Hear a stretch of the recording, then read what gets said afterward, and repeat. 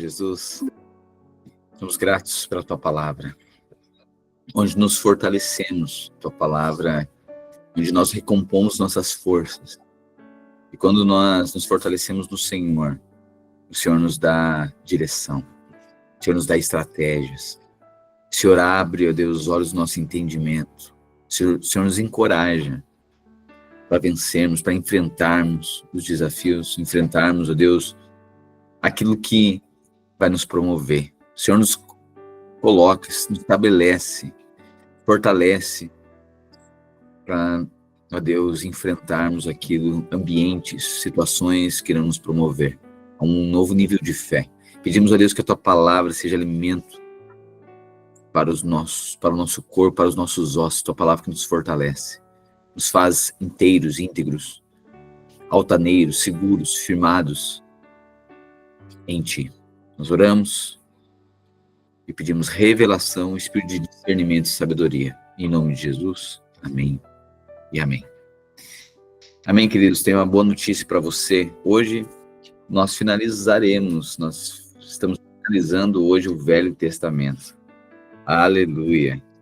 Isso é assim, já que a Bíblia mesmo faz essa subdivisão, né? Hoje é um ciclo completado. E como é bom completar ciclos, como é bom a gente iniciar alfa e ômega, iniciar e finalizar algo, né? Então, glória a Deus, muito feliz por isso. E hoje a gente, então, retoma aqui em Zacarias, final do livro de Zacarias, né? O profeta Zacarias, que após o retorno dos exilados da Babilônia para Jerusalém, Deus levantou, então, o profeta Ageu e o profeta Zacarias. Eles motivaram o povo a reconstruir o templo, né? E aí Zacarias tem uma série de visões, né? Uma série de visões proféticas. Primeiro que ele chama o povo ao arrependimento e dizendo, olha, não seja como os vossos pais que abandonaram o Senhor. Agora, se atentem à lei, volte seus corações para o Senhor, honre a Deus. É isso que ele estava dizendo para o povo após o exílio da Babilônia. Ageu, Zacarias também. Ok? Aí teve uma série de visões, 8 visões, e depois mais uma visão de Josué, que é um tipo de Cristo, né, sendo coroado, falar a respeito de um reino messiânico, né? Então toda a profecia mostrando que haveria de vir um rei sobre Israel. No futuro, esse rei, então, estabeleceria o seu governo na terra. Só que esse rei era como um pastor rejeitado. Então apontava para Cristo, que foi o Jesus disse, eu sou o bom pastor, né? E o bom pastor dá a vida pelas suas ovelhas. Então assim, Jesus como bom pastor foi rejeitado, né? E aí a gente chega no capítulo 9 ali, ele disse, olha, esse rei, ele é humilde. Ele é poderoso, mas ele é humilde, né? Então tipificando, mostrando, revelando Cristo, essa pedra angular, né? Então, no capítulo 11, o rei se torna, então, esse pastor rejeitado, e agora, no capítulo 12 a 14, são as imagens desse reino messiânico, também, né? E que trará justiça, a justiça de Deus enfrenta o mal entre as nações, né? Então, essa justiça de Deus vai enfrentar o mal das nações, por quê? Porque essas nações rejeitaram o pastor, rejeitaram Cristo, né, o bom pastor. Então, a profecia aqui é que o arrependimento dos habitantes de Jerusalém, Deus estava sentenciando através do profeta Zacarias que derramaria um espírito de arrependimento, ok? Sobre a nação de Israel, eliminaria os ídolos e falsos profetas, né? E depois, então, apresenta a glória futura da cidade de Deus, ok? Esse é o cenário aqui da conclusão do livro de Zacarias, ok? Zacarias capítulo 12 diz assim, essa é a mensagem do Senhor, que anunciou acerca do destino de Israel. Mensagem do Senhor que estendeu os céus, lançou os alicerces da terra e formou o espírito humano. Farei que Jerusalém seja como uma bebida, que deixará as nações vizinhas cambaleando. Quando enviares seus exércitos para cercar Jerusalém e Judá. Naquele dia, Transformarei Jerusalém numa pedra pesada. Todas as nações se reunirão contra ela para tentar removê-la, mas só ferirão a si mesmas. Naquele dia, diz o Senhor, farei de todos os cavalos, que todos os cavalos entrem em pânico e todos os cavaleiros enlouqueçam. Cuidarei do povo de Judá, mas cegarei todos os cavalos de seus inimigos. E as famílias de Judá pensarão, os habitantes de Jerusalém encontraram força no Senhor dos Exércitos, seu Deus. Naquele dia, farei que as famílias de Judá sejam como uma chama que põe fogo no monte de lenha, ou como uma tocha acesa no meio de feixes de cereal. Elas incendiarão todas as nações vizinhas, à direita e à esquerda, enquanto os habitantes de Jerusalém permanecerão em segurança. O Senhor dará vitória primeiro ao restante de Judá, antes de Jerusalém, para que a honra dos habitantes de Jerusalém e da linhagem real de Davi não seja superior à honra do restante de Judá. Naquele dia, o Senhor defenderá os habitantes de Jerusalém. O mais fraco entre eles será como o rei Davi. Uau! O mais fraco será como o rei Davi. Davi só foi o principal guerreiro de Israel que nunca perdeu uma batalha. Olha a profecia. O mais fraco entre eles será como o rei Davi, e os descendentes do rei serão como Deus, como o anjo do Senhor que vai adiante deles. Pois naquele dia começarei a destruir todas as nações que atacaram Jerusalém. Então derramarei um espírito de graça e oração sobre a linhagem de Davi e os habitantes de Jerusalém. Olharão para aquele a quem transpassaram e chorarão por ele como quem chora a morte do filho único. Lamentarão amargamente por ele, como quem lamenta a perda do filho mais velho. Naquele dia, o pranto em Jerusalém será como um grande pranto por Hadad e Rimon no vale de Meguido.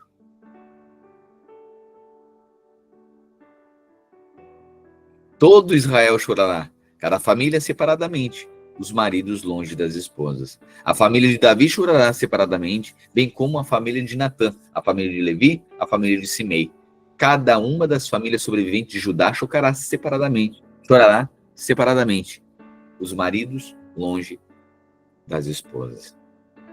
Ok? A profecia, então, Deus falando por meio do profeta Zacarias que derramaria um espírito de arrependimento por terem rejeitado Cristo, ok? Por terem rejeitado o pastor das ovelhas, como foi dito no capítulo 9, né? Zacarias já havia profetizado isso. Capítulo 13, agora é a purificação, né? Deus dizendo, olha, eu virei, trarei esse espírito de arrependimento e também vou purificar Israel. Naquele dia, uma fonte será aberta para a linhagem de Davi e para os habitantes de Jerusalém, uma fonte para purificá-los de todos os seus pecados e impurezas. Naquele dia, diz o Senhor dos Exércitos, eliminarei da terra a idolatria, de modo que até o nome dos ídolos será esquecido. Removerei da terra os falsos profetas e o espírito de impureza. Se alguém continuar a profetizar, seu próprio pai e sua própria mãe lhe dirão, você deve morrer, pois profetizou mentiras em nome do Senhor. E enquanto ele estiver profetizando, seu pai e sua mãe o matarão. Naquele dia, as pessoas terão vergonha de dizer que têm o dom de profetizar. Ninguém vestirá roupas de profeta para enganar os outros. Dirá, não sou profeta, sou lavrador. Comecei a trabalhar no campo quando era menino. E se alguém perguntar, que feridas são essas em seu peito? Ele responderá, fui ferido na casa de meus amigos. Desperte, ó espada, contra meu pastor. Ó homem, o homem que é meu companheiro. Meu Deus. Desperte a espada contra o meu pastor, o homem que é meu companheiro, diz o Senhor dos Exércitos. Fira o pastor, e as ovelhas serão dispersas, e eu me voltarei contra os cordeiros. 2/3 dos habitantes da terra serão feridos e morrerão, diz o Senhor, mas restará 1/3 na terra. Farei essa parte passar pelo fogo e a purificarei. Eu a refinarei como se refina a prata, e a purificarei como se purifica o ouro. Ele invocará meu nome, e eu lhe responderei. Direi, este é meu povo. E ele dirá, o Senhor é o nosso Deus. Então aqui no verso 7 ao 9, apresenta então o pastor ferido, né? Cristo morto, o pastor das ovelhas, ferido. E Deus diz então, olha, eu trarei vingança, juízo, pois rejeitaram o meu pastor, mas também depois purificarei e restaurarei o povo de Israel. E aí, chegamos então ao final, último capítulo do livro de Zacarias, que diz assim: fiquem atentos, pois se aproxima o dia do Senhor, em que seus bens serão saqueados diante de vocês. Reunirei todas as nações para lutarem contra Jerusalém.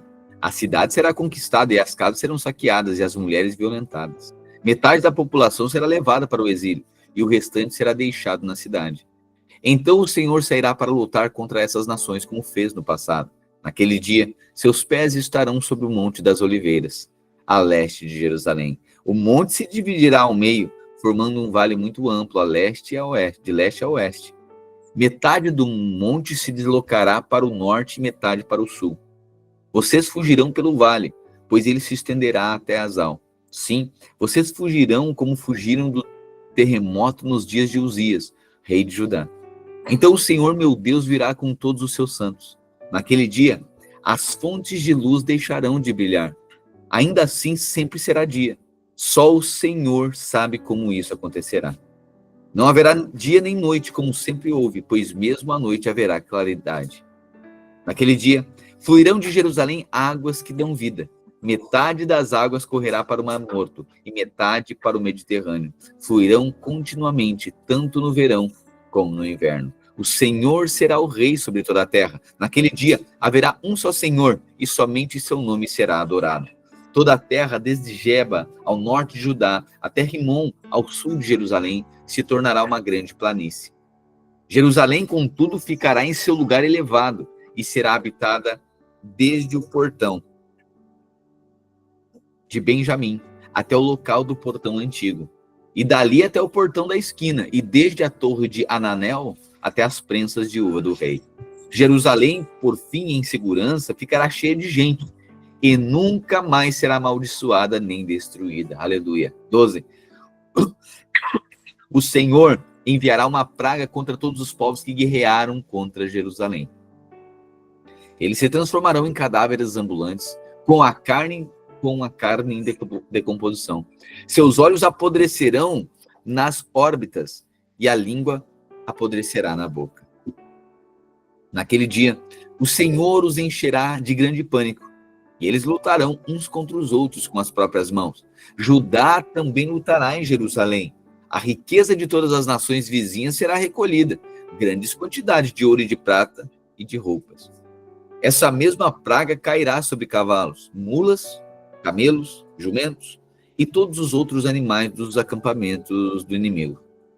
No final, os inimigos que sobreviverem à praga, olha agora, ele está falando do juízo final, falando a sentença sobre toda a humanidade, sobre toda a terra, por terem perseguido, maltratado o povo, os judeus, os cristãos.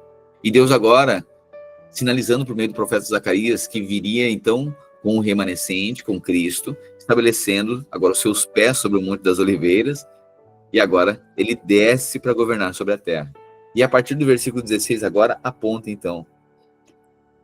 Você já viu, né, que a profecia diz que ele estabelecerá o seu trono e ali, a partir dele, fluirá um rio da vida, né, trazendo vida, abundância sobre toda a terra. É a restauração aqui da terra. Lembrando, a terra será julgada, mas será restaurada. Amém? E o Senhor governará. Olha agora no verso 16. No final, os inimigos que sobreviverem à praga subirão a Jerusalém a cada ano para adorar o rei, o Senhor dos exércitos, e para celebrar a festa das cabanas. Espera aí. Todas as famílias terão no reino, quando Jesus estabeleceu o seu reino aqui na terra, todas as famílias terão que ir até Jerusalém a cada ano para adorar o rei. Se alguma nação não quiser ir a Jerusalém para adorar o rei, o Senhor dos exércitos, não receberá chuva. Se o povo do Egito não quiser ir à festa, o Senhor o castigará com as mesmas pragas que enviará sobre outras nações que se recusarem a ele. O Egito e outras nações serão castigados se não forem celebrar a festa das cabanas. Naquele dia, até mesmo os sinos dos cavalos terão gravadas essas palavras: Santo para o Senhor. e as panelas do templo do Senhor serão sagradas quanto as bacias usadas junto ao altar. Na verdade, todas as panelas em Jerusalém e em Judá serão santas ao Senhor dos Exércitos. Todos os que vierem oferecer sacrifícios poderão usar uma delas para cozinhá-los. E naquele dia, não haverá mais comerciantes no templo do Senhor dos Exércitos. Aleluia. Apontando então para a glória futura da cidade de Deus. Amém? Assim termina o livro de Zacarias, profeta Zacarias, que junto com o profeta Ageu, ele anunciou ali a volta ao exílio e diz para que o povo arrependesse, reconstruísse, desse atenção, reconstruísse suas vidas e prioritariamente a relação com Deus ali em Jerusalém, depois do exílio, ok? E agora chegamos então ao profeta Malaquias, Zacaraia e Agi, que é Ageu.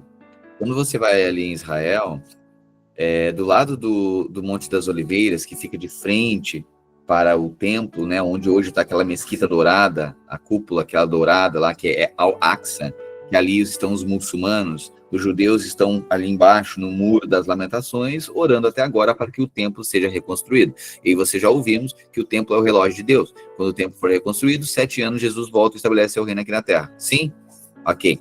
Quando você vai ali, na frente então está o Getsemane, do lado do Getsemane, ali é o Monte das Oliveiras, né? O Getsemane, e aí ali tem alguns cemitérios ali perto e alguns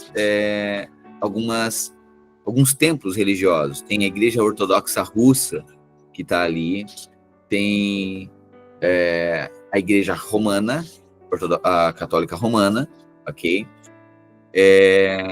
Tem grupos que administram todas as igrejas ali, os templos ali em Jerusalém.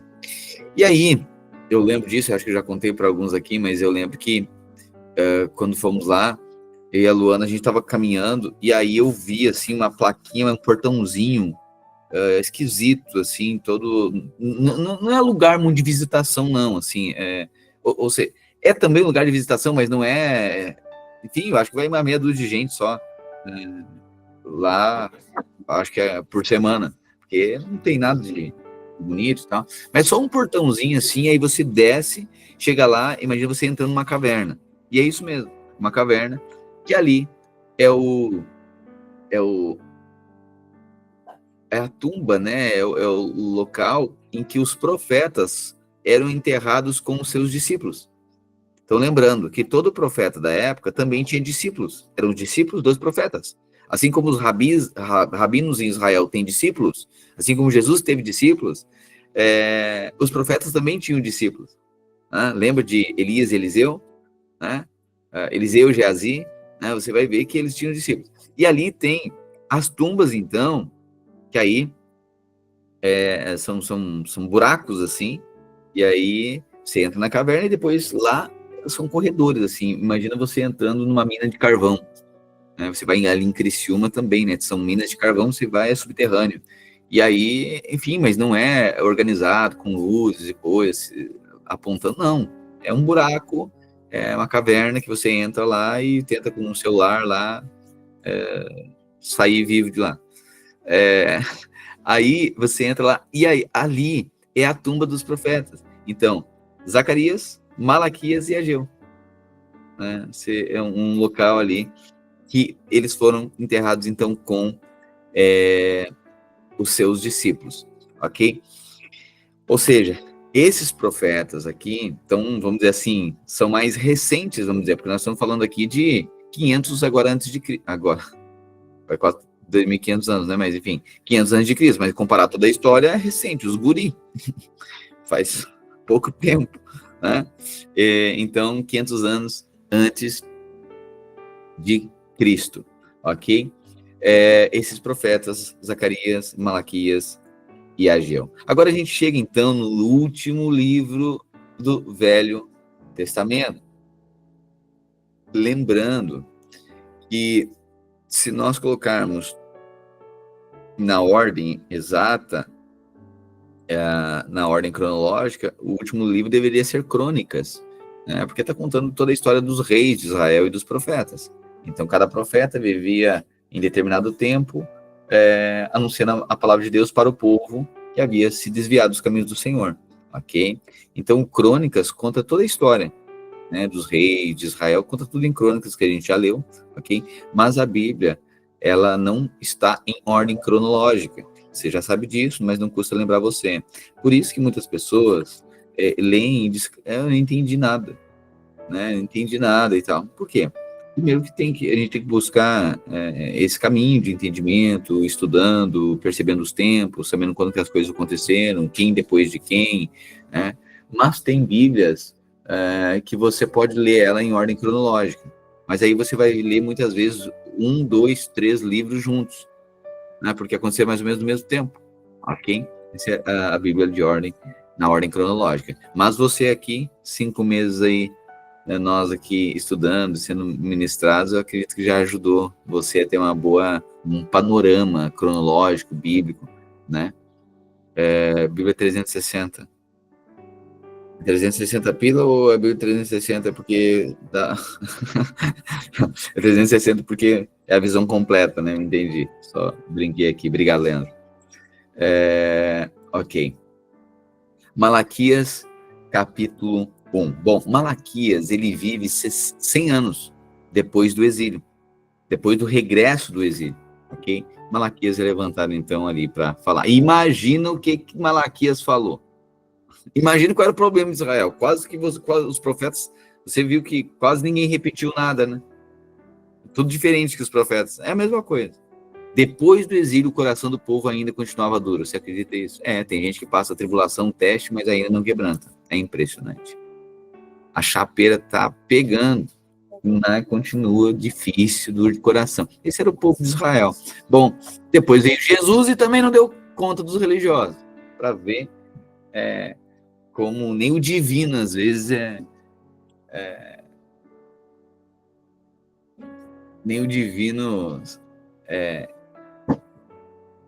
suficiente quando a pessoa decide ser obstinada, né? Um povo obstinado. Pois bem, Malaquias viveu então 100 anos depois do exílio, e os israelitas ali que repovoaram Jerusalém, a cidade, eles foram infiéis novamente, né? Eles continuavam desrespeitando a Torá, e isso resultou o quê? Em pobreza, né? Em miséria, em pobreza, em injustiça. E Deus agora, no livro de Malaquias agora, começa a apresentar uma série de disputas entre Deus e o povo, porque Deus falava e o povo respondia, né? Daí dizendo, olha, mas por que o Senhor fez isso? Aí Deus dizendo, mas eu fiz por conta disso, né? Então são disputas aqui, são conversas entre Deus e o povo, ok? E o profeta Malaquias, então, anunciando o que Deus estava falando, olha, Deus está afirmando, daí o povo está dizendo, mas nós discordamos, aí Deus vinha de novo e diz, não, mas a resposta final é a minha. Então, o livro de Malaquias aqui apresenta essas disputas entre Deus e o povo, essa conversa aqui, porque o povo, 100 anos depois do exílio, ainda havia se desviado dos caminhos do Senhor, e isso havia provocado... Lembre-se que o templo já havia sido reconstruído, ok? Tá? A gente já viu agora em Zacarias, aqui em Ageu e Zacarias, que o templo havia sido reconstruído. Pois bem, o templo foi reconstruído, mas mesmo assim, é o que Deus tinha falado, vocês querem reconstruir o templo, mas a relação comigo não existe. Vocês oferecem sacrifício, mas não são obedientes. Eu quero que vocês sejam obedientes. Sacrifício, você acha que é sacrifício que vai me agradar? Eu quero obediência. Pois bem, o povo então continuava no seu pecado, continuava, mesmo com o templo ali, eles ficavam pensando o seguinte, olha, Deus nos tirou do exílio, nos trouxe para cá, a gente tem promessa que o negócio vai ser abundante, que a nossa vida vai ser maravilhosa, mas a gente está numa miséria, a gente está com injustiça social, a gente não está bem. Mas a gente tem promessa, então o povo está desanimado, mesmo que o templo havia sido reconstruído. Pois bem, Deus então começa a apresentar os argumentos por que estão naquela situação. Ok? É muito bom quando Deus é muito pedagógico e fala, olha, vocês estão nessa situação por conta disso aqui. Né? Interessante porque o Espírito Santo nos avisa. Ontem a gente falou sobre isso no nosso culto, né? Que por sinal, glória a Deus. Irmãos, ontem, abrindo parênteses, 360 pessoas no culto. Então, assim, enquanto o culto, assim, sem ser especial, o culto estava especial, mas, assim, não era um especial, né? Mas, como eu estou falando agora, Deus anuncia o que vai acontecer. A gente não falou que a gente está no 5º ano? Você já não ouviu sobre isso? E que no 5º ano são os primeiros frutos? Está anunciado. A gente só precisa estar alinhado com os tempos do Senhor. Tá, e não é que a gente, olha só, na floresta, é lavoura. Então, nós preparamos a terra, pregamos, a gente trabalha muito, a gente lança as redes, a gente prega a palavra, e aí vem a chuva do céu. Então, são os primeiros frutos. Ok? É só ir acompanhando os tempos do Senhor. Você hoje vê na vida da igreja, de forma muito pedagógica, o que está acontecendo. Portanto, eu e você já aprendemos a contar nossos dias, assim também na sua vida. Seja fiel aos tempos do Senhor. Não, então só vou esperar 5 anos. Não, mas cada ano você precisa fazer alguma coisa, né? Haja em conformidade com o tempo que está proposto, né? Então Deus ficava avisando o povo, assim como né? Tudo que iria acontecer, assim como nós estamos vendo o que está acontecendo, né? Já sabemos o que vai acontecer. E aí precisamos agir de acordo com esse tempo, né? Então, celebrando aqui com você, ontem levamos visitantes e nos agradeceram muito depois pelo convite, saíram impactados com a unção e palavra liberada. Aleluia, aleluia, aleluia, Priscila. Glória a Deus. A gente fica feliz, né? Pessoas. Só que lembrando uma coisa, irmãos, a reunião pública, que é o nosso culto, você sabe, né? É o momento que nós transbordamos, alcançamos, pregamos, relacionamos. Mas a realidade da vida da nossa igreja, ela é medida pelos GCs. Ok? O culto não pode maquiar a realidade que é nos GCs. Uma igreja forte é que quando reúne nos GCs, o GC é forte. E a realidade dos GCs é medida pela realidade da sua casa. Então, se a sua casa é forte em Deus, o GC vai ser forte em Deus. E o GC é forte em Deus, vai ter uma igreja forte. Se a sua casa tem palavra, no GC vai ter palavra e no culto vai ter palavra. Se você tem oração na sua casa, se você tem vida com Deus na sua casa, se seus filhos são instruídos na palavra, nós teremos um GC que compartilha, que tem vida, que é responsável, que cuida. Se tem generosidade na sua casa, vai ter generosidade no GC, vai ter honra, vai ter um ambiente liberado e nós vamos transbordar isso em público. Então, nunca a gente deve olhar, porque isso aqui é altamente tentador de achar que a gente está bombando porque tem um monte de gente. Embora isso seja uma evidência de crescimento, mas a realidade daquilo que vai permanecer está no GCs. Porque se a gente não conectar com essas pessoas e torná-lo pedras de edificação, é só questão de tempo. Por isso que tem que ser edificado. Eu pergunto para você. A gente chega num terreno, você compra um terreno e vai edificar alguma coisa. Aí você vai lá e manda descarregar. Você vai lá na loja de materiais de construção e diz o seguinte: eu quero tantos tijolos, eu quero tantas pedras, eu quero tanto saco de cimento cola, eu quero tanta madeira, eu quero tanto o telhado, tantos metros, e o porcelanato, enfim, você leva todos os materiais e joga lá no terreno. Tem uma construção ali? Não tem. Mas não estão os materiais ali? Sim, está tudo o que precisa para ser edificado. Mas eles precisam, as pessoas precisam, cada um precisa colocar, alguns precisam trazer as pedras. É o evangelista.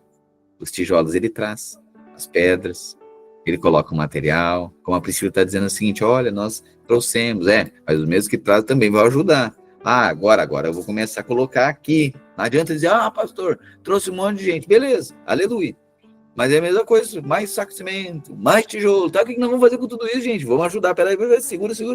Segura de tanto saco de cimento, segura de tanto cimento de cola. Agora, na verdade, a gente precisa do seguinte: vamos levantar o muro? Tem que levantar? É bom levantar, porque senão nós vamos empilhar coisa aqui. A gente vai empilhar um monte de coisa aqui e ninguém vai ser edificado, né? Então, aqui se dá a construção a edificação da igreja. Então, meu convite para você, né? E, na verdade, você já sabe, eu estou chovendo molhado aqui, mas assim, É que agora essas pessoas a gente precisa reconectar. Irmão, por favor, quer orar com o irmão? Ore no GC. Tá? O GC é para você orar com os irmãos. No culto, você vai orar com o visitante. Ok? Orar com a sua esposa, você ora em casa. No culto você ora com o irmão, no GC ora com o irmão e no culto ora com o visitante. Tudo bem assim? Simples. Ah, mas eu queria uma palavra profética para o irmão. Entrega no GC. Segura a palavra profética, entrega no GC, entrega na rua, sei lá. Mas ali é o visitante. Você quer conversar? Converse lá no GC com o irmão, faz uma ligação em vídeo chamado, você tem o contato dele. Mas do visitante, ele está ali, está querendo que alguém conecte com ele. A gente dá atenção para esses. A gente vai conversar, vai pregar o evangelho para ele, vai orientar, vai aconselhar, vai exortar. E vai pegar, a gente agora vai... Alguns vão trazer as pedras, o outro agora vai começar a encaixar essas pedras. Alguns vão preparar a pedra, porque elas vêm bem esquisita, né? Pontiaguda, que não dá para encaixar. Daí a gente tem que lapidar as pedras. Aí vem o profeta. Checa lá e chova, eis que te diga, eis que te falo, que tu não pode ser assim.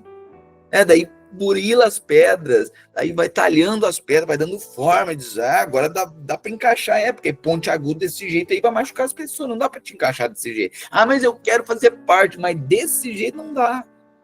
Vai ficar esquisito, tá todo mundo organizadinho, bonitinho, mas tem uma pedra lá, esquisitona, diz, não, deixa aqui, vamos talhar. Aí os profetas. E aí veio o pastor, o mestre vai dizendo, tu sabe para quem serve? Eu estou feliz aqui. Pois é, mas tu é coluna. Tu que vai dar sustentação para tudo isso aqui. Aí eu sou coluna? Nós estamos te edificando aqui, tu vai ser uma coluna. E tu é um tijolinho. Tu ficando quieto, aí no teu lugar já tá 10. Mas deixa eu te falar uma coisa, se tu não estiver aí, tem gente que não pode vir depois de ti, não. Precisa ficar nesse lugar. Tu é a parede. E tu é o telhado, tu dá cobertura, tu protege, tu guarda. E nós todos juntos nos tornamos a casa de Deus. Amém? Isso é edificar. Então, só lembrando, você sendo pedagógico aqui, a gente precisa isso. E o apóstolo está tendo a visão da planta. O que eu estou falando aqui para você é uma visão apostólica. Eu estou mostrando a planta da construção. Então, os materiais de edificação estão aí, né? Então, quando a gente olha para o culto cheio, aleluia, eu estou celebrando com isso, muito feliz, os primeiros frutos, o nosso primeiro ciclo aqui em Porto Alegre. Mas nunca se esqueça que a gente precisa edificar, se tornar pedra de edificação. A pessoa diz assim, mas eu sou crente. Sim, você é pedra. Mas a pergunta é, você é uma pedra edificada? Não adianta ser tijolo, não adianta ser pedra, não adianta ser um saco de cimento. Tem que cumprir o propósito. Saco de cimento. Eu sou um saco de cimento na construção de Deus. Tá aí, quando é que vai ser utilizado? Basta ser saco de cimento? Basta ser um tijolo? Basta ser uma pedra? Não. Precisa estar edificada. Mas eu já tenho Deus, eu me sinto bem. Eu me sinto um saco de cimento. Eu disse, ok. Mas tu tem que cumprir o teu propósito. Não, mas eu tenho outras coisas, eu tenho outros projetos, eu tô pensando, é no meu tempo, né? Beleza, depois que tiver construído, vai fazer o que com o saco de cimento? Jogar em cima do telhado? Vai danificar os outros ainda. Então existe um momento certo, né? Que aí diz, agora ele precisa de você, irmão, agora é o seu dom, agora é o que flui na sua vida, agora é sua hora de entrar. Pega aquele irmão, agarra ele lá, dá umas profetadas nele, apruma ele, né? E o outro vai lá e ensina ele. Tu viu que o teu irmão tá bagunçando, tu vai deixar acontecer? Né, pastor, tem que dar umas buriladas na pedra. E o outro, carrega, traz mais gente. O evangelista, outro não vai trazer o material. Não, eu liguei para loja de material de construção, parece que tem falta. Então arruma outro, cara, vai lá, o evangelista vai buscar as pedras, a gente precisa. É isso que é a construção da casa de Deus. Então, só um panorama aqui, para você entender que a realidade da vida da igreja, primeiro, está na nossa casa. Ela se manifesta lá no GC. E em público, nós transbordamos. Mas ela começa dentro da nossa casa. Então é muito fácil a gente olhar, é que é apaixonante. Vamos dizer que parece um culto mais poderoso de ontem ou a reunião da nossa casa, nós aqui falando para 2 pessoas que não querem se converter. Que a gente está dizendo, ô, filho, obedece, vamos orar aqui, a criança está lá, ai, não quero. Amor, vamos tirar um tempo de oração, vamos cantar um louvor aqui. Ah, tem outras coisas para fazer. Diz, meu Deus do céu. Não dá para sentir Deus nisso aqui? É muito mais desafiador, mas aqui está a nossa realidade espiritual, dentro da nossa casa. No GC, vai transbordar um pouquinho, que é a realidade da vida da igreja. É o povo que anda junto, que tem uma aliança. 6 horas da manhã não é todo mundo que se dispõe, é porque você decidiu ser edificado. Você decidiu ser não somente uma pedra, mas uma pedra edificada. Essa realidade muda tudo. Aleluia. Pedra edificada, que cumpre o propósito. Né? E ok, e no culto público? Bom, o culto público é material de construção. Né? Um monte de gente ali. Mas não adianta ter um monte de material de construção, não é um prédio. Não, ainda não é um lugar para habitar. São todos, são os elementos para uma edificação, mas alguém precisa colocar no lugar. Portanto, quando nós olhamos para um culto de 360 pessoas, eu sei que tem muitos discípulos ali. Tem multidão, tem seguidores, tem gente que está vindo porque a temporada está alta, que daqui a pouco eles já não estão mais. Tem outros que eles vão seguir, mas no momento que o negócio fechar, apresentar o Cristo para eles, eles já vão para outra igreja. Mas tem aqueles que são discípulos. Esses serão edificados. Tá, pastor? Bom, a gente vai dar atenção para todos. E a gente vai pregar o evangelho do Cristo, revelar o Cristo. E quem quiser ficar conosco, vai ser edificado. E quem não quiser, pode procurar um outro lugar. Amém? E assim nós vamos crescendo em revelação, em graça, edificando. O Senhor fazendo uma obra na nossa vida, com a revelação que nós somos a casa de Deus. Amém? Pedagógico, não? Aí dá para ver o que está acontecendo nos nossos cultos. Mas o que eu acho mais lindo é que Deus já fala, nós, irmãos, é loucura isso, mas a gente leu a palavra, e a palavra nos ensinou a discernir os tempos. E agora a gente está vendo isso acontecer. E o ano que vem, se prepare, 2026. A bênção tríplice. O ano que vem está chegando. Será um crescimento explosivo em todas as áreas. E você que está edificado, você faz parte dessa unção. Amém? A sua fidelidade, o seu coração, a sua constância, saiba, você faz parte de algo. Por isso que todos precisam lembrar, ser edificados. Né? Aí você faz parte de algo e essa unção escorre sobre você. Né? Ah, mas eu me sinto bem, não preciso ser membro da igreja. Mas quem não está edificado não recebe a mesma unção. E quando a gente está edificado, alinhado, tem uma aliança, a gente está debaixo de uma unção.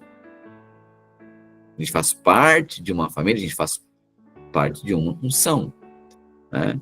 Então tem coisas que você vai em determinado lugar e diz assim, olha, para familiar tem um benefício aqui. Para familiar, aí diz, é sua família, diz, não, é meu amigo. Mas não, é só para familiar.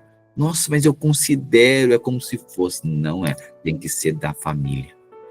Existe uma unção, existe assim, tem coisa natural que é assim, quanto mais coisas espirituais. Quando você está aliançado à igreja local, existe uma unção que é derramada sobre a sua vida, e você se torna participante dela. Malaquias, capítulo 1, Deus agora estava corrigindo o povo. Esse povo não estava edificado em Deus. Eles estavam todos ali, estavam no lugar certo, estavam... Deus havia dado promessas para eles, mas eles não haviam edificado o que Deus queria edificar. Eles não estavam edificados em Deus, eram de Deus, eram materiais na construção para Deus, mas ainda não estavam edificados. E agora Deus levanta o profeta Malaquias para uma série de orientações para esse povo. Né? Então são disputas aqui que vai acontecer. E a primeira disputa, né, que Deus fala uma coisa e o povo responde, é aqui no capítulo 1, do versículo 2 a 5, essa primeira disputa entre Deus e o povo, Deus afirmando, o povo discordando e Deus então dando a resposta. Primeira disputa, capítulo 1, versículo 2 a 5. É importante você saber que o capítulo 1 e o capítulo 2 é Deus expondo a corrupção de Israel, ok? E propriamente aqui, especificamente, no capítulo 1, versículo 2 a 5, é a primeira disputa então. E na primeira disputa, Deus diz, amar Israel, diz, olha Israel, eu te amo. E aí, eles discordam, dizem, não, Deus, mas como que tu nos ama? E aí Deus vai responder, vai dizer, olha só, Israel, eu escolhi, você não lembra que lá em Isaac eu escolhi Jacó e rejeitei Esaú? Eu te escolhi, Israel. Deus estava dizendo que amava o povo, e o povo estava bravo. Não, não me ama nada. Dizem, claro que eu amo. Você dizendo, eu amo vocês. Não, mas olha só essa miséria braba aqui que nós estamos. Aí Deus dizendo assim, pois é, mas vocês se desviaram dos meus caminhos, eu amo vocês. Ah, então prova. Bom, eu já provei, escolhi, amei Jacó e rejeitei Esaú. Aí Deus fala para Edom, lembra do livro de Obadias, que Edom, os edomitas, eles eram parentes de Jacó, parente dos hebreus, parente dos judeus, né? Porque ele era descendente de Esaú, né? E aí Deus fala agora, olha só, Edom foi destruída. Eu amei vocês, eu amo vocês, eu restaurei vocês. Né? Então a primeira conversa, a primeira disputa aqui é Deus dizendo que ama o povo e o povo ressentido, dizendo, a gente está nessa miséria. E Deus sinalizando, pois bem, vocês estão desse jeito porque vocês me abandonaram. Porque vocês não valorizam as coisas, a relação comigo. Pois bem, é isso que Deus fala aqui. Essa é a mensagem do Senhor, que o Senhor anunciou a Israel por meio do profeta Malaquias. Verso 2. Eu sempre amei vocês, diz o Senhor. Mas vocês perguntam, de que maneira nos amou? E o Senhor responde, foi dessa maneira. Amei seu antepassado Jacó, mas rejeitei o irmão dele, Esaú, e devastei sua região montanhosa. Transformei a propriedade de Esaú num deserto para chacais.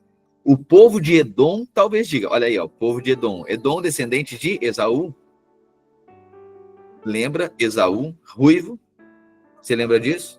Pois é, Edom de Adão, que significa avermelhado.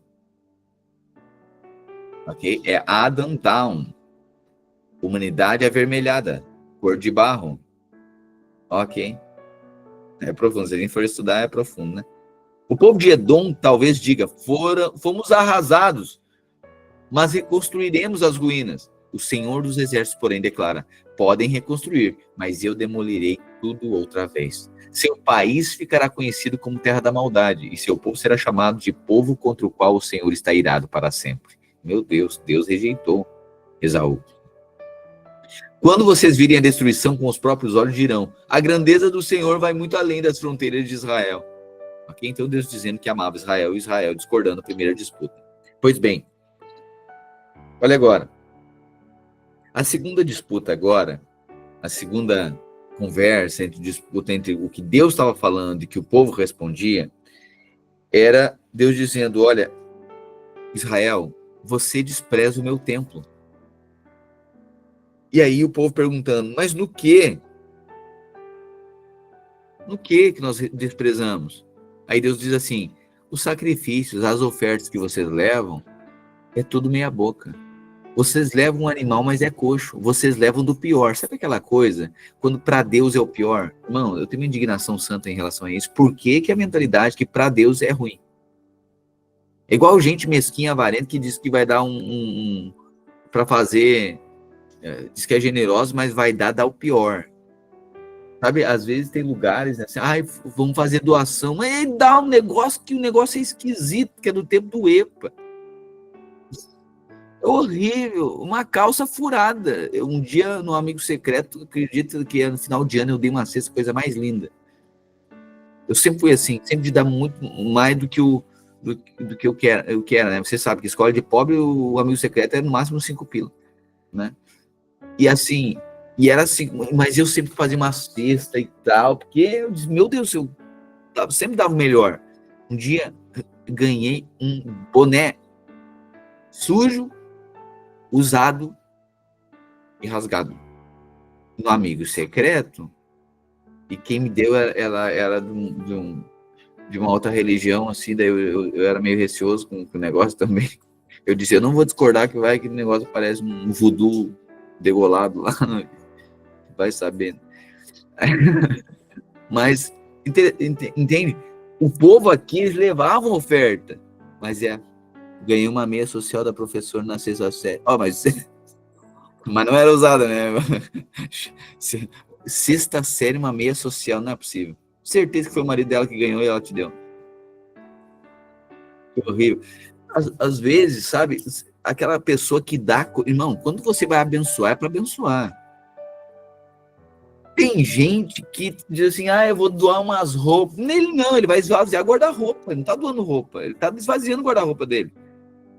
Que nem ele usa. Dá uma sandália do tempo da Xuxa. Deus da glória. Sabe, a bonequinha, vou dar uma bonequinha, não sei o que, a bonequinha já meia fase, já um olho pro outro lado, esquisito. Isso não dá. Vai dar, abençoa. O povo estava fazendo isso, oferecendo sacrifício, irmão, a oferta. Tem gente, assim, vamos lá. Deus, que parece que é demais, né? Falar isso aqui parece que é loucura. Mas vamos lá, tem gente que dá 2 pila de oferta, 5 pila. Quem dá para comprar? Não dá para comprar um lanche. Para Deus. Meu Deus, isso denota o coração. Pastor, mas a passagem da mulher lá que deu 2 moedinhas, Jesus disse que foi maior que dela. Claro, era tudo que ela tinha. Né? Verdade, tem gente que entrega muito, mas não entrega tudo. Mas tem gente que nem muito entrega. Porque para Deus é de qualquer jeito. Fico indignado com esse tipo de coisa. Por isso que Davi diz, Jesus diz, o zelo, que ele estava lendo, né? O zelo por tua casa me consumirá, que era a palavra de Davi.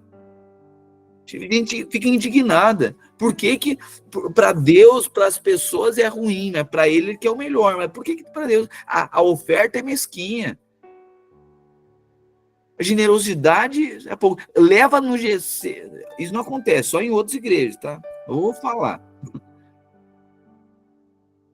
O bolo é ruim. Nele come. Se levar o pão, é pão dormido 3 dias. Vai lá, bota no forno ainda, tosse e pão torrado com pasta de ricota. Nem gosto tem um queijo. Deus que me lembra. Sabe, mas às vezes é de qualquer jeito, irmão. Se é o máximo que a pessoa tem, beleza. Mas interessante é que essas coisas, quando a gente conversa sobre essas coisas, às vezes nos incomoda, né? Pois é, mas não nos incomoda para receber, né? Mas isso demonstra o nosso coração. E é isso aqui que Deus começou a falar. Não, se o pastor falar, o pastor quer dinheiro das pessoas, não quer dinheiro de ninguém. Só estou dizendo que para o nosso Senhor, para casa, para os irmãos, é o melhor. É por isso que eu tenho visto tantos irmãos valorizando o mês de GC. O que está dizendo o seguinte? Para os meus irmãos, tem gente que não faz bolo em casa para os seus parentes, como faz lá para levar no GC. Sabe por quê? Porque discerniu as coisas espirituais. E embora é ele que vai comer, né? Eu estou fazendo para Deus. Mas quem é que vai comer? Você está entendendo? É o melhor. Sabe? Ser generoso, vai dar um presente, dá um presente bom. Você já deu roupa com etiqueta? Sabe? Dá uma coisa boa, uma coisa assim, mínimo seminovo, um negócio bom. O povo estava levando sacrifício, Deus dizendo agora na segunda disputa aqui, a partir do verso 6, Deus dizendo, você despreza o meu templo. E eles, mas por que, Deus? Porque vocês dão pior. Vocês oferecem um sacrifício, mas é coxo. Vocês levam um animal, mas dá, esse aí doa.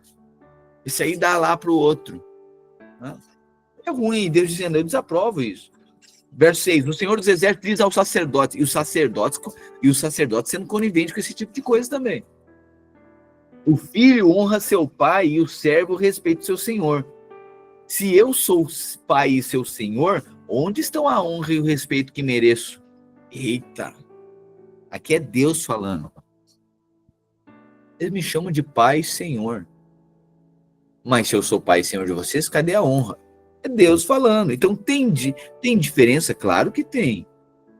Se a gente trata a vida da igreja, se a gente trata a casa de Deus, a noiva de Cristo, as nossas relações, igual nós tratamos com o mundo, a gente não discerniu nada. O melhor é para o Senhor. O melhor é para o Senhor. Isso é o nosso coração. Vocês desprezam o meu nome, Deus diz. Mas vocês perguntam, de que maneira desprezamos teu nome? Vocês desprezam oferecendo sacrifício contaminado sobre o meu altar. Impuro, né? E vocês perguntam, de que maneira contaminamos os sacrifícios? Vocês os contaminam dizendo que a mesa do Senhor não merece respeito. Eita. 8. Acaso não é errado sacrificarem animais cegos? Por acaso você não sabe? Não é errado oferecerem animais aleijados e doentes? Apresentem ofertas como essas a seu governador e vejam se ele ficará satisfeito e se agradará de vocês, diz o Senhor dos Exércitos. Meu Deus. Vou em frente, 9. Supliquem a Deus para que tenha compaixão de vocês. Mas por que ele atenderia uma vez que apresentam esse tipo de oferta? Diz o Senhor dos Exércitos. Quem dera um de vocês fechasse as portas do templo para que não se acendesse em vão o fogo do meu altar. Não me agrado de vocês. Meu Deus. Quem dera um de vocês fechasse as portas do templo para que não se acendesse em vão o fogo do meu altar. Não me agrado de vocês, diz o Senhor dos Exércitos, e não aceitarei suas ofertas. Contudo, meu nome é honrado de manhã até de noite por pessoas de outras nações. Meu Deus. Em todo o mundo oferece incenso e sacrifícios puros em minha honra, pois meu nome é grande entre as nações, diz o Senhor dos Exércitos. Meu Deus. Sabe, tem gente que está dentro e não valoriza. Tem gente que está fora, né? Está falando aqui, tem até gentil aqui que valoriza mais do que vocês, Israel. É isso que estava dizendo. Sabe que às vezes, irmãos, tem ímpio que valoriza a figura, né, de um pastor, de alguém que carrega o Espírito Santo, de um irmão, né, de alguém que representa Deus. Ele honra mais do que gente que está tratando de forma comum. É isso que Deus está dizendo aqui. Tem gente de fora que reconhece, que vai orar, tira até o boné, em forma só de respeito. É bem verdade que o boné não vai limitar a bênção vir sobre a cabeça de alguém, né? Mas é o respeito, né? O ímpio faz isso, em forma de respeito, né? E tem gente que vai orar e tá mascando chiclete de olho aberto ainda, nem para fechar o olho para honrar, né? Mas vocês, 12, com as suas ações desonram meu nome. Ao trazer alimentos desprezíveis, declaro que não há nada de errado em contaminar a mesa do Senhor. Dizem, é difícil demais servir o Senhor.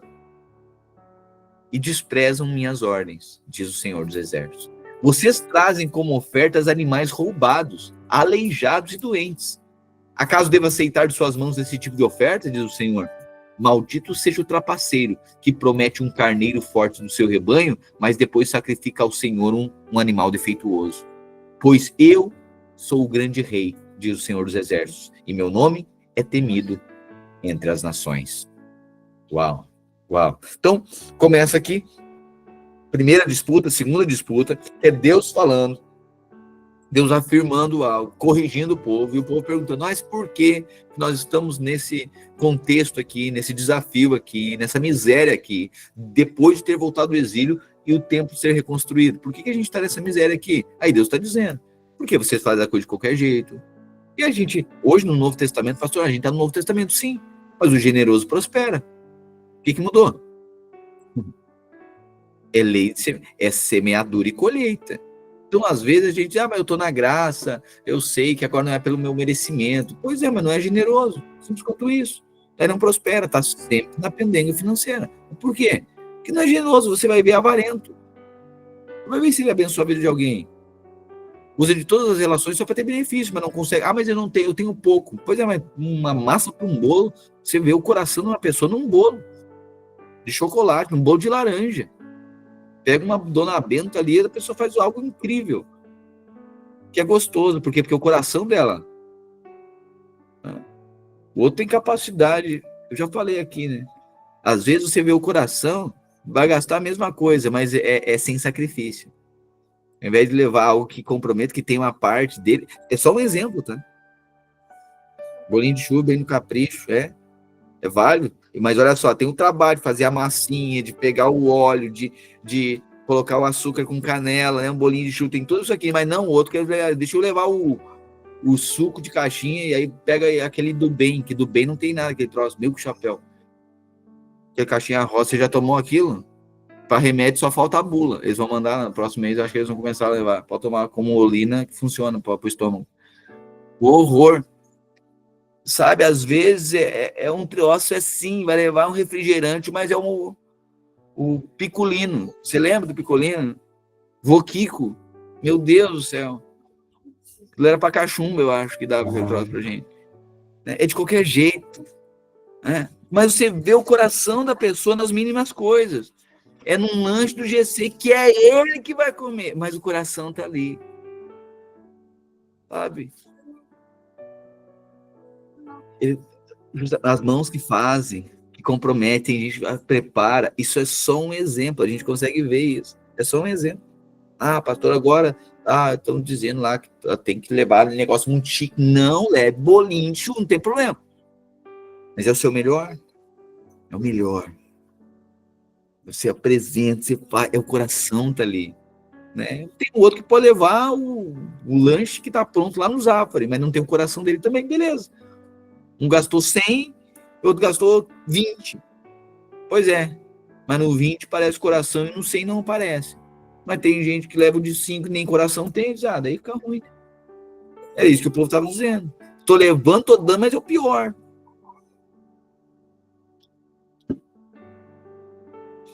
Meu Deus do céu. Aleluia, aleluia. É Malaquias, irmãos, é a Bíblia. O pastor ficou bravo, fiquei, não, é a Bíblia. Que Malaquias está dizendo que o povo não prospera. Depois tem o templo, né? Tem a presença, mas despreza, né? E agora, entra aqui na terceira. É isso aqui. Capítulo 2. Ok. Capítulo 2. Continua, né?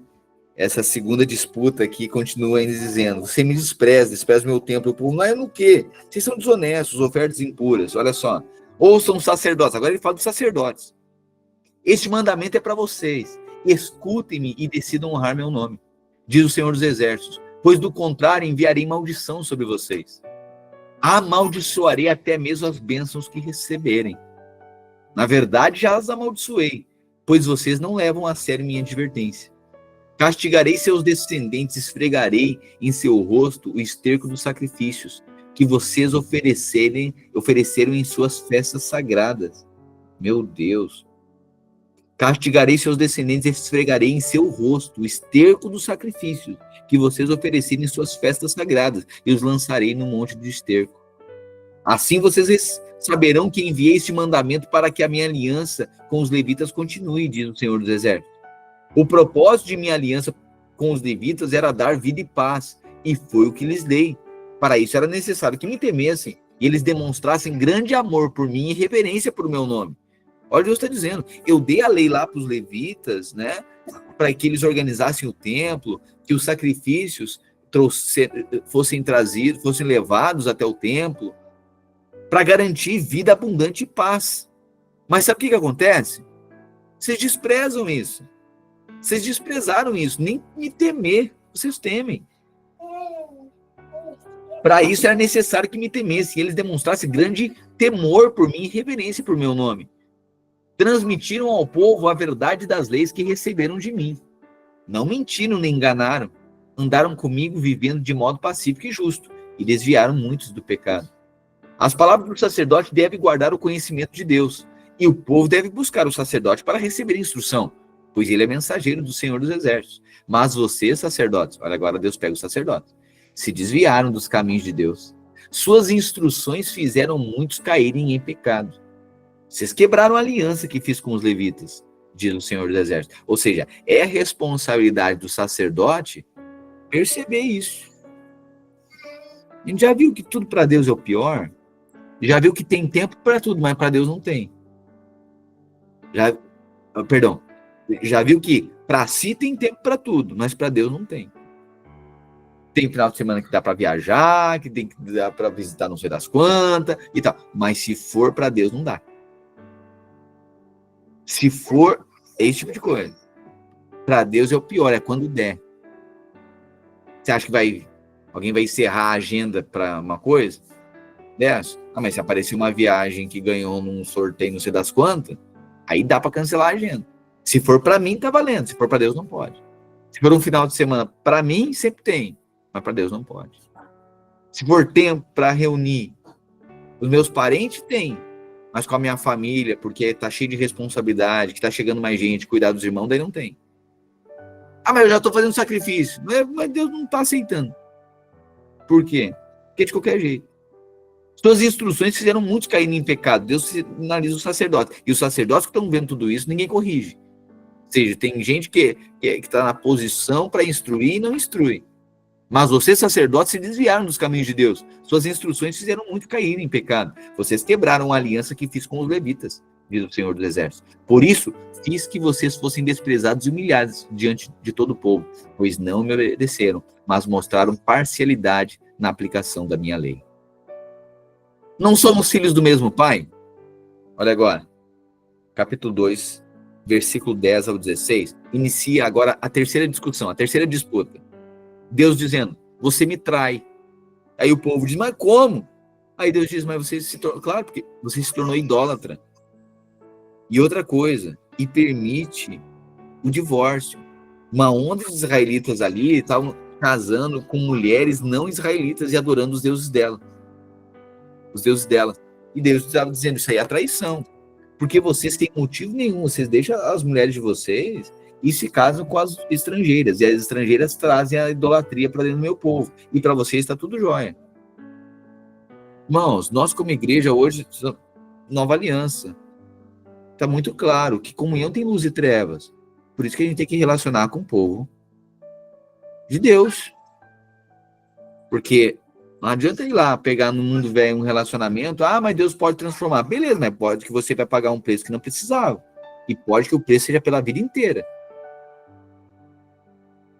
Horrível. Ah, mas ele diz que gosta de Deus. Mas quem é que não gosta? Quero ver se ele se submete ao Cristo. É outra coisa. Você já viu? Ah, ele diz que um dia vai na igreja. Por mim, ele está convertendo. Ele diz que crê. Aham. Deixa eu botar o anel no dedo. Deixa eu morar na mesma casa para ver. Aí vai pagar um preço o resto da vida. E aí o povo estava fazendo isso. Fazendo aliança com outros povos. E aí Deus diz assim, 10. Não somos filhos do mesmo Pai?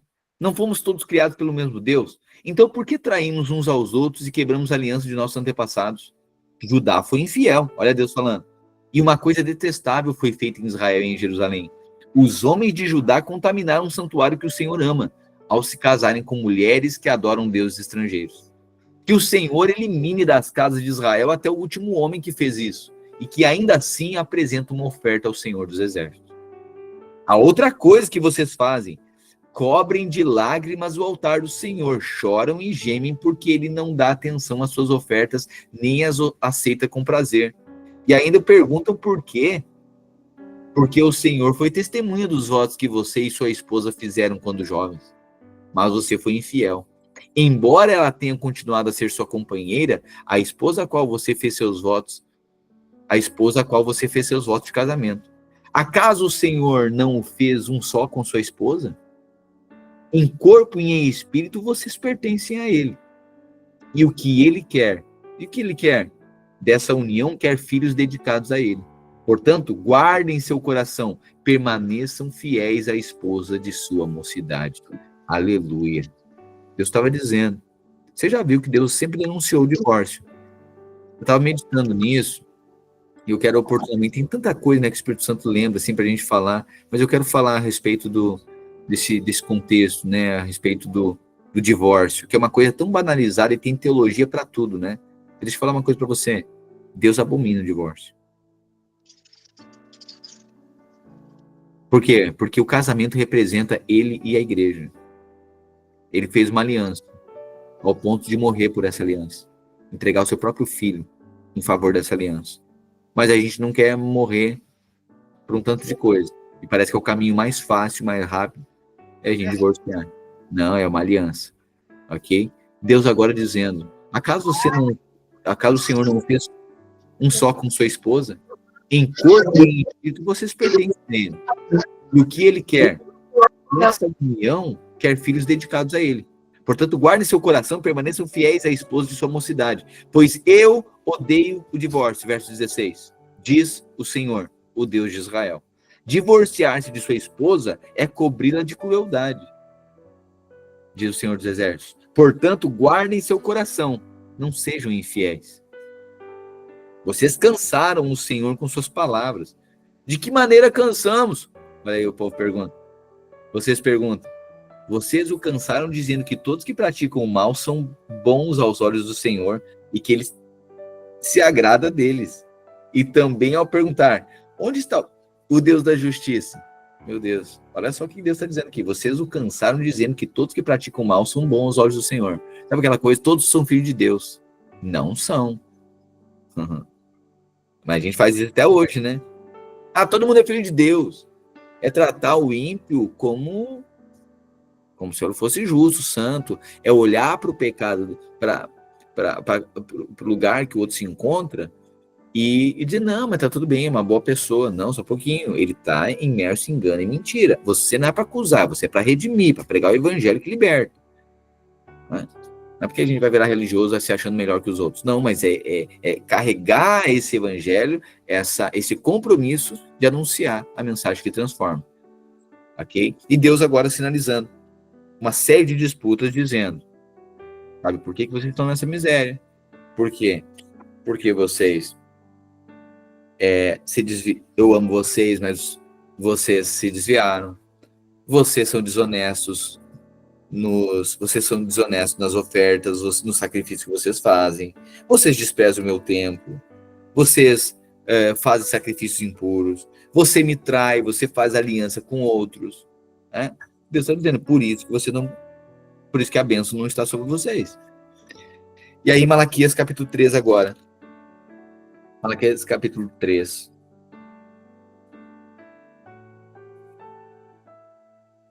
Essa quarta disputa aqui vai do 3 até o verso 5 aqui. A quarta disputa.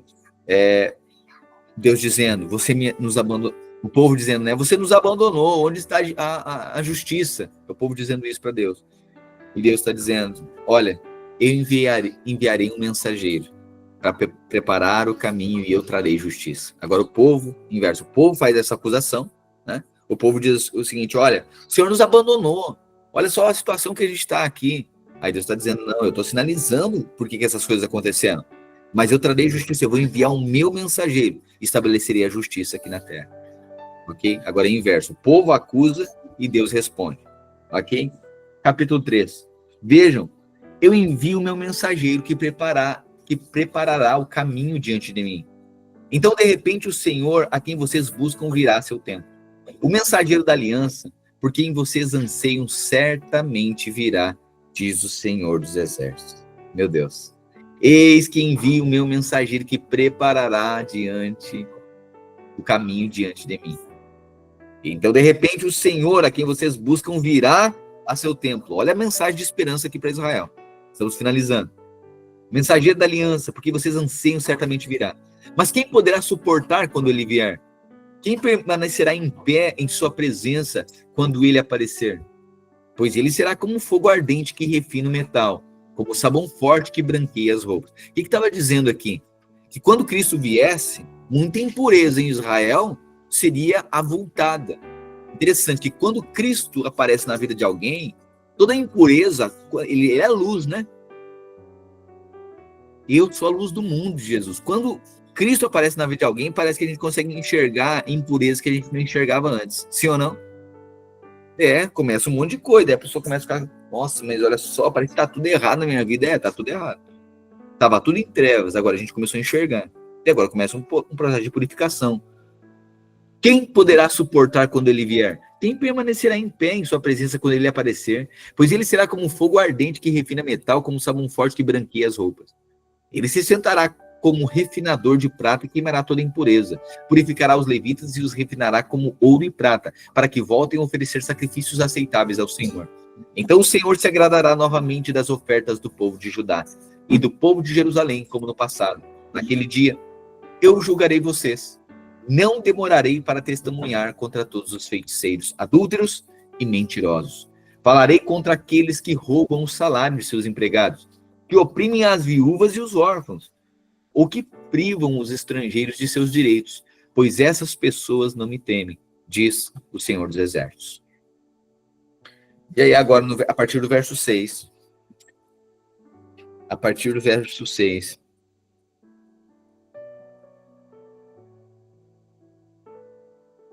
o que ele diz.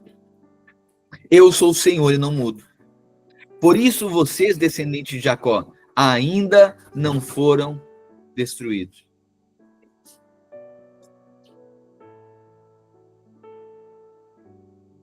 Desde os dias de seus antepassados, vocês se afastaram de meus decretos e não os seguiram. Agora voltem-se para mim e eu me voltarei para vocês, diz o Senhor dos Exércitos. Mas vocês se perguntam, de que maneira voltaremos?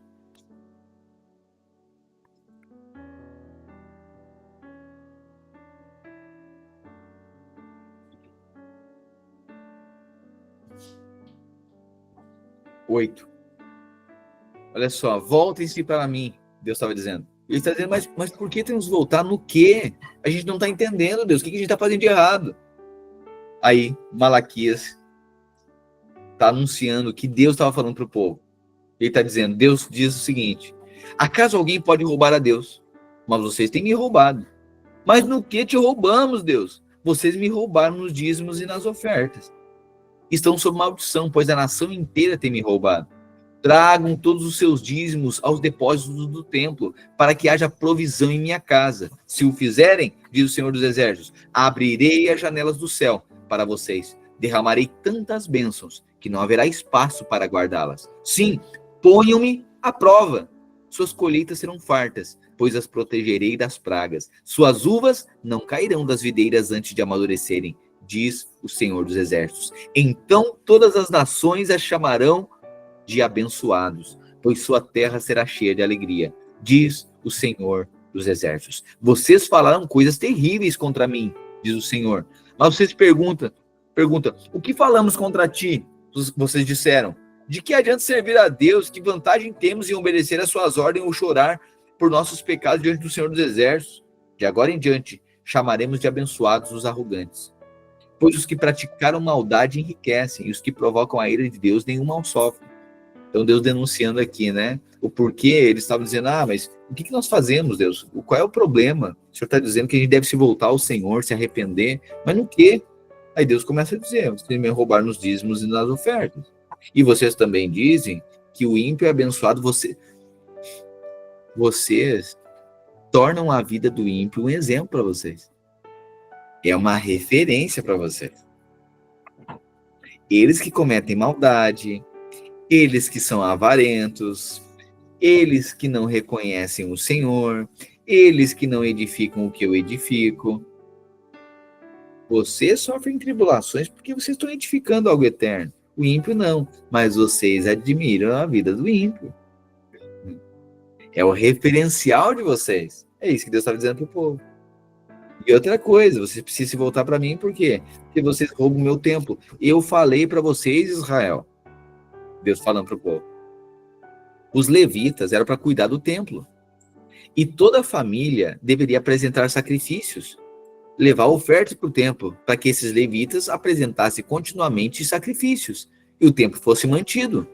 E essa organização, que estava sendo anunciada ali, a redenção, o perdão dos pecados, isso fosse perpetuado. Mas vocês desprezaram, ao ponto do meu templo não ter nenhum sacrifício, oferta agradável. Só coisa defeituosa de qualquer jeito, foi definhando, até os levitas saíram para... vão morrer de fome, né? Porque vocês desprezam a relação. Era isso que Deus estava dizendo para o povo. Deus estava dizendo, arrependam-se, e eu vou abençoar vocês. E se vocês se tornarem a honrar, eu engrandecerei vocês. Aí eu e você perguntando, pastor, mas isso aqui não é Velho Testamento? É Velho Testamento. Pastor, é uma obrigação? Nada no Novo Testamento é uma obrigação. Nada no Novo Testamento é uma obrigação. Tudo é um reconhecimento da graça que nos deu. Se a gente está no limite da obrigação, é porque a gente está na lei ainda. Só que lembre, Na lei tem maldição. Então, se alguém pensa dessa forma, porque não é lei, então tá. Então, sabe que porque é na graça, a pessoa precisa da lei, é porque ela só reconhece a lei. Então, ela está dizendo que está na graça, mas está na lei. Porque a graça é uma resposta à bondade de Deus. A graça sempre é um reconhecimento que ele já fez. Ok, na lei é uma questão de obediência, mas na graça é uma questão de fé. Na lei é uma questão de obediência, mas na graça, ele não faz para merecer. A gente crê que a gente já recebeu em Cristo Jesus. Por isso não vai nos faltar. Por isso que a gente é generoso. A gente é generoso, a gente cuida, a gente é fiel, porque a gente é uma família de responsáveis. É isso. A gente é generoso, a gente primicia, a gente reconhece o Senhor como o primeiro, a gente oferta, a gente é generoso com as pessoas. É isso. É uma família cheia de responsabilidade. Não é porque alguém é obrigado. Não é obrigatório, nada é obrigatório no Novo Testamento. Por que a gente vai no culto? Porque se a gente não for, Deus vai vir com um raio na nossa cabeça? Não, não é por isso. E pode que venha, mas não é por isso não. Porque senão a maldição vai me alcançar. Interessante, né? Quando as motivações são erradas.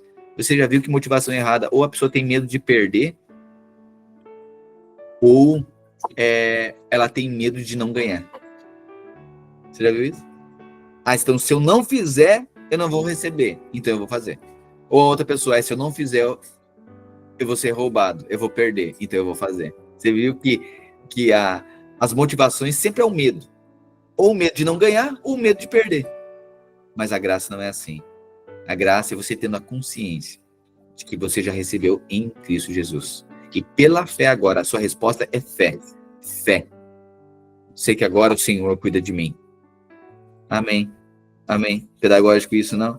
Acaso alguém pode roubar a Deus? Você tem me roubado. Aí Deus denuncia aqui, né? Você tem me roubado nos dízimos, nas ofertas. Depois fala, olha, vocês também perguntam, vocês falam coisas más. Aí o povo pergunta, mas o que a gente fala mal contra o Senhor? Vocês dizem, o que adianta servir a Deus? Vamos lá. Em algum momento que você já pensou isso? Eu já pensei. Tentação toda semana pensar isso aí, o que adianta? A gente aqui, olha só, tudo que a gente faz, tenta fazer o certo, parece que a gente está errado. E o mundo faz errado, parece que eles estão certos. A gente tenta ser justo.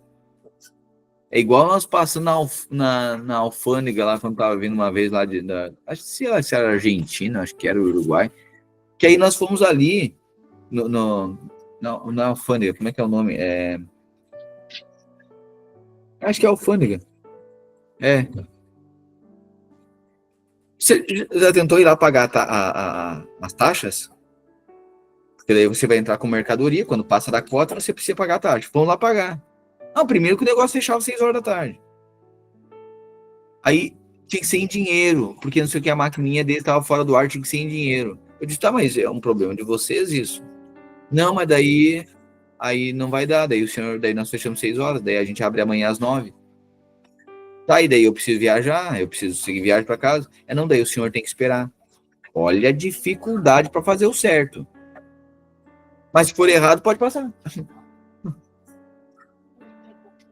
Se for errado, toca a viagem. Mas se for certo, tem que esperar, tem que alugar um hotel, tem que gastar para conseguir pagar a taxa amanhã para conseguir viajar. Vê se tem cabimento esse troço desse. Pois é, o mundo é assim. Quem quer fazer o certo é difícil.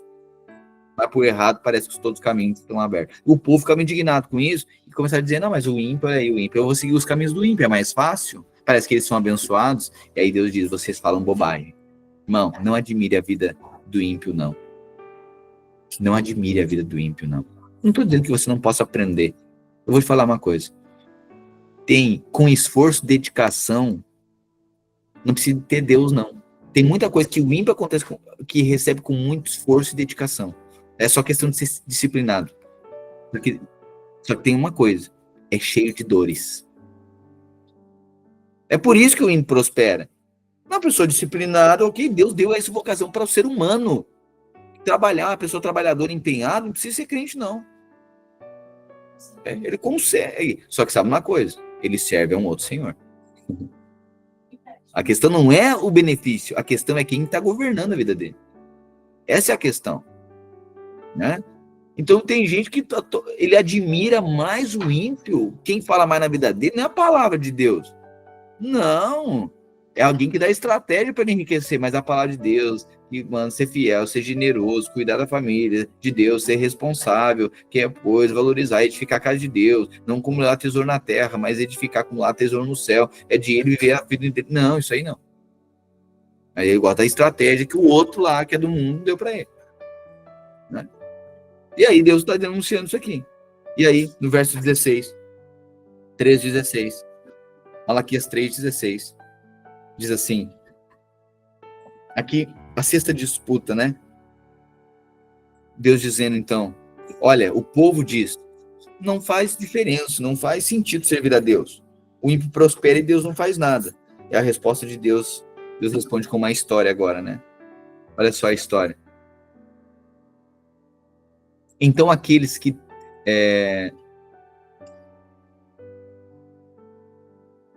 16. Então aqueles que temiam o Senhor falaram uns contra os outros, e o Senhor ouviu o que disseram. Na presença dele foi escrito um livro memorial para registrar os nomes dos que o temiam e que sempre honravam o seu nome. Eles serão meu povo, diz o Senhor dos Exércitos. No dia em que eu agir, eles serão meu tesouro especial. Ou seja, gente que valorizou a palavra de Deus, a promessa de Deus. Terei compaixão deles como o pai tem compaixão de seu filho obediente. Então vocês verão outra vez a diferença entre o justo e o mal, entre o que serve a Deus e o que não serve. Aleluia. Capítulo 4, último capítulo. Meu Deus, 1:30. Último capítulo do Velho Testamento. Quero celebrar com você esse momento aqui. A conclusão do livro de Malaquias é também, você vai perceber que existe aqui os 3 últimos versículos, versículo 4, 5 e 6. É uma sentença profética. O Velho Testamento finaliza com essa sentença profética da redenção da humanidade. Ok? Conclusão do capítulo 4, Deus usa o profeta Malaquias para denunciar, para falar para o povo, que o povo, mesmo agora, tendo o templo reconstruído depois do exílio, ainda está vivendo dias de miséria. E Deus estava dizendo, é porque você desobedece, é porque vocês tratam de forma leviana, vocês não honram o meu nome, vocês falam bobagem, vocês admiram o ímpio, mas desprezam as minhas promessas, vocês não são dizimistas e ofertantes, vocês não colaboram, vocês constroem as casas de vocês, mas a minha é de qualquer jeito, para vocês é o melhor, mas os animais de sacrifício para mim é o pior. É isso que Deus estava dizendo. Agora ele conclui, pois assim diz o Senhor dos Exércitos, o dia do julgamento se aproxima e arde como uma fornalha. Naquele dia serão queimados como palha os arrogantes e os perversos. Serão consumidos desde as raízes até os ramos. Mas para vocês que temem o meu nome, olha só, o dia do juízo aqui, é o dia que Jesus virá. Mas para vocês que temem o meu nome, o sol da justiça se levantará, trazendo cura em suas asas. E vocês sairão e saltarão de alegria. Meu Deus, é isso que nós estamos aguardando, queridos. Mas nós sairemos e saltaremos de alegria, como bezerros soltos no pasto. No dia em que eu agir, diz o Senhor, vocês pisarão sobre os perversos como se eles fossem pó sobre seus pés, diz o Senhor dos Exércitos. Lembre, olha agora. Capítulo 4, versículo 4 a 6, finaliza aqui o Velho Testamento. Lembrem-se de obedecer a lei de Moisés. Olha como finaliza. Lembrem-se de obedecer a lei, porque eu dei a lei para guardar a vida de vocês, para que vocês tenham paz, abundância, seja uma vida abundante. Lembrem-se da lei de Moisés, meu servo, a todos os decretos e estatutos que dei a todo Israel no Monte Sinai. Ok? Olha como finaliza. Pastor, mas nós estamos no Novo Testamento, nós estamos na graça. Ok, então lembre da palavra. Lembre da palavra sobre seus dias. Vejam, 5, vejam, eu lhes envio o profeta Elias antes da vinda do grande e terrível dia do Senhor. Ele fará que o coração dos pais volte para os seus filhos. Você lembra que quando Jesus apareceu, Jesus perguntou, quem vocês dizem que eu sou? Aí alguns diziam, tu é Elias. Sim, por conta da profecia. Vejam, eu lhes envio o profeta Elias antes da vinda do grande e terrível dia do Senhor. Alguns diziam, tu é Elias. Ah, tu é um dos profetas. Aí Jesus diz, e vocês quem diz que eu sou? Tu és o Cristo, Pedro disse. O Filho do Deus vivo.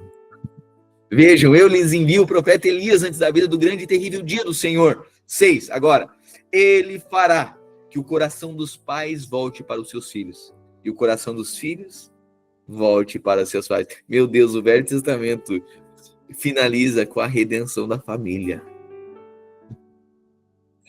A família que foi dividida no Éden, ela é redimida agora em Cristo, o Elias. Mas só um pouquinho. Meu Deus, isso aqui é tão profundo. Vamos lá. Meu Deus do céu.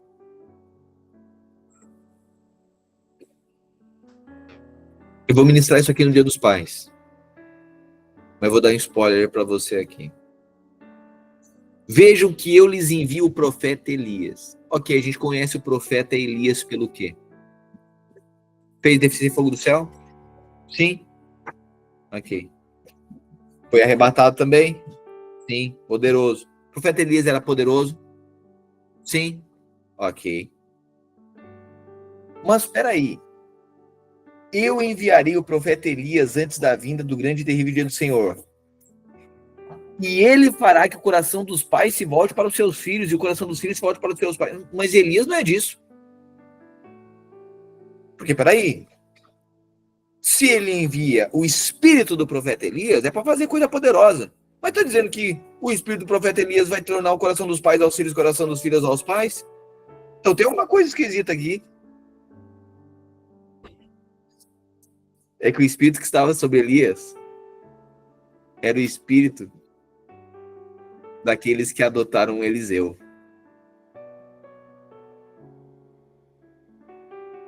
Eis que chegará o dia, antes que o dia do Senhor, que ele venha estabelecer o seu reino, eu trarei o espírito de Elias. E o espírito de Elias não é descer fogo do céu, não. O espírito de Elias é o espírito de adoção, que torna responsável por aquele que não foi seu filho, mas pega um Eliseu da vida e diz, tu é meu filho, eu vou te ensinar. E a unção que eu experimentei será dobrada na tua vida. É assim que termina o Velho Testamento.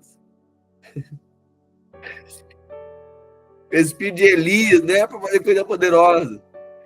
Embora, glória a Deus por isso. Mas Deus está dizendo, eis que enviarei. Antes que venha o grande dia do Senhor, eu tornarei vocês responsáveis por gente que não são seus irmãos e nem seus filhos. E eu farei que os corações de gente que é pai... Ah, mas Elias não é pai de Eliseu. Pois é, mas se fez pai dele, né? Esse é o Espírito de Cristo. Gente que se agora se torna pai de outro que não é o Espírito de adoção, porque nós também fomos adotados em Cristo Jesus. O Espírito de Cristo é Espírito de adoção.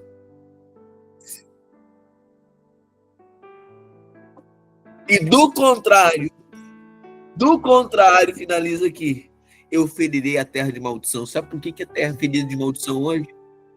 Que está faltando gente que se responsabiliza por quem não é seu filho. Mas sabe como que a terra vai ser cheia de bênção? Quando uma família, vós sois corpo de Cristo, família de Deus. Quando o espírito de Elias, antes do dia do Senhor, o espírito de Elias recai sobre nós. E o coração dos filhos é convertido aos pais, e do pai ao coração dos filhos.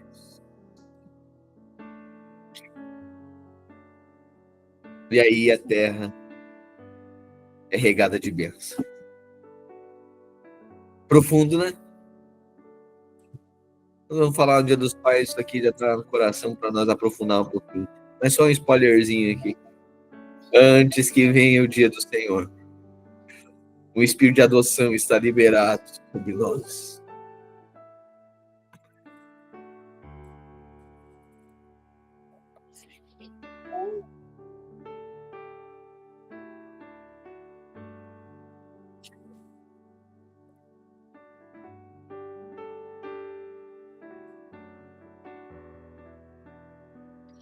O velho aponta para o novo.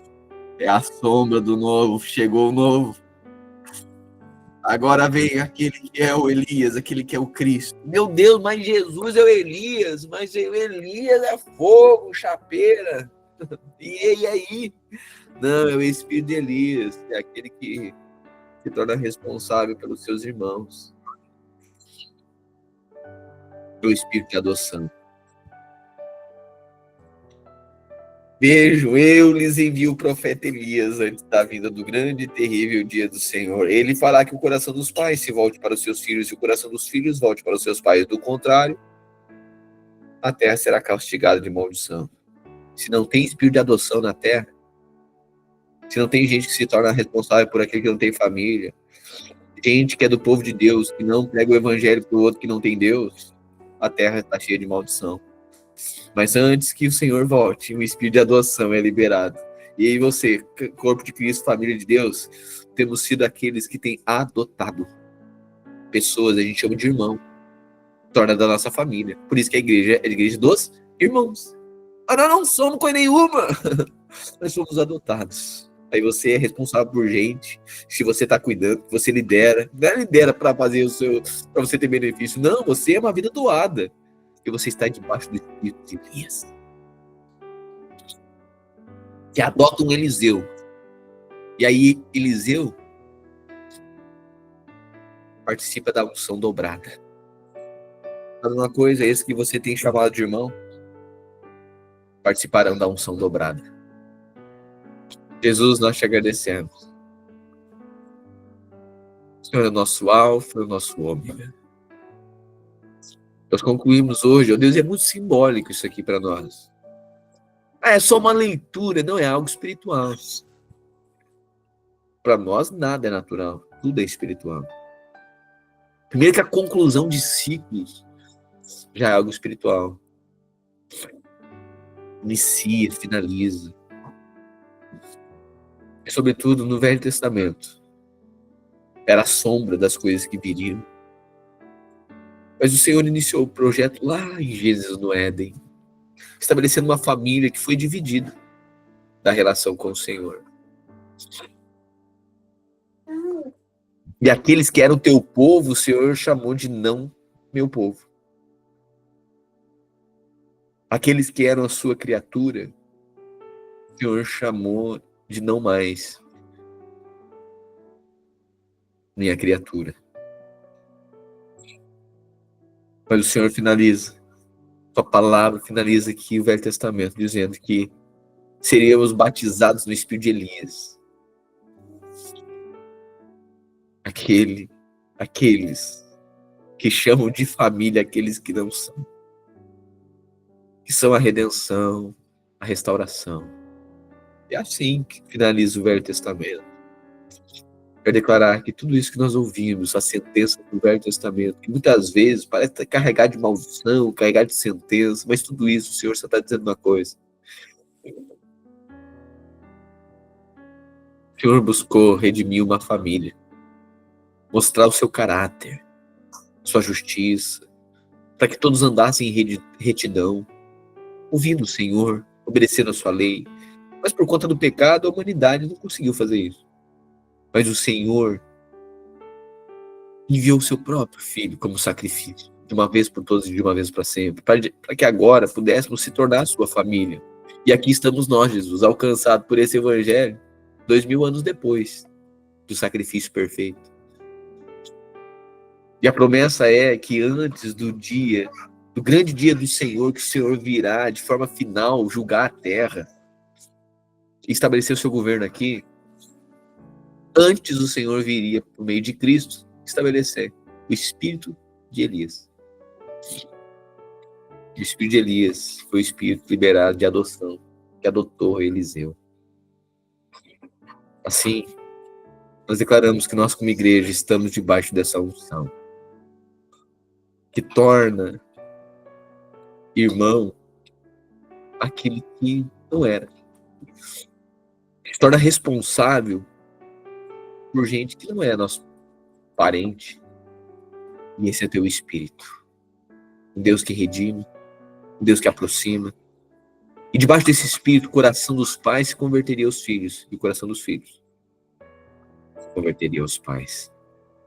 Isso quer dizer que a relação é restaurada. E que a unção é liberada. E por conta disso,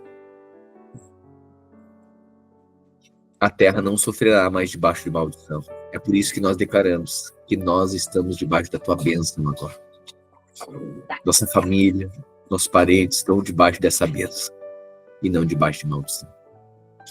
Nós oramos e celebramos a conclusão desse ciclo e a lembrança de que nós somos participantes dessa unção.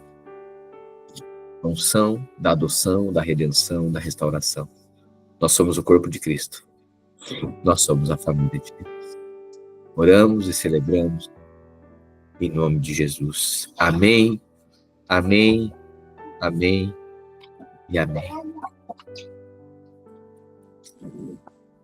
Amém, querido? Finalizamos o Velho Testamento. É tão profundo isso. Aleluia, aleluia, aleluia. Uma boa tarde para você. Amanhã a gente volta aqui, iniciando, então. Profundo demais, né, Angélica? Aleluia. Amém, amém. Amém.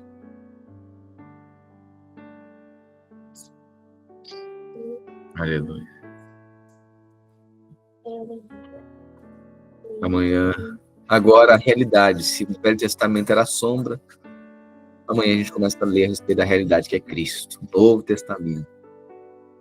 Quanta revelação. Aleluia. Duda. Amém.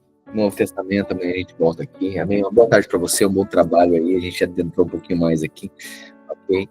Nós voltamos amanhã, então, a leitura aqui da nova aliança, Novo Testamento, a graça. Uma outra dispensação. Esse Cordeiro de Deus que veio, tirou o pecado do mundo, removeu, nos liberou vida. Amém? Você está salvo, nos alegramos, celebramos a palavra de Deus. Graças a paz. Até amanhã, queridos. Tchau. Tchau. Tchau, irmãos. Fala direitinho. Tchau, irmãos.